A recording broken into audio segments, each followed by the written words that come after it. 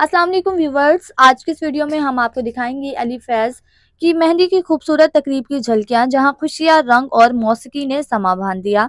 मेहंदी के फंक्शन में अली फैज़ ने हल्के सब्ज और पीले रंग का रवायती लिबास ज़ेबतन किया, जिस पर कशीदाकारी ने इनकी शख्सियत को और ज्यादा निखार दिया। दोस्तों और खानदान वालों ने खूब रंग बिखेरे, सब ने ढोलकी की धुनों पर रक्स किया और दिल खोलकर खुशी मनाई। अली के करीब दोस्तों ने खसूसी एंट्री दी, हाथों में रंग बिरंगे थाल और गुलाबों के फूल, हर तरफ कहके खुशबू और चमकती रोशनियों का राज।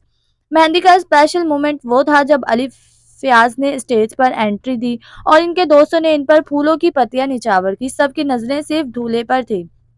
खवातीन ने खूबसूरत गाने गाए और दुल्हन की बहनों और कजनों ने डांस परफॉर्मेंस से तकरीब को चार चांद लगा दिए। मेहंदी की थीम रवायती मगर जदीद अंदाज में सजाई गई थी, जिसमें रंगीन पर्दे, जगमगाती लाइट और गुलाबी वो सब्ज फूलों की बहार थी।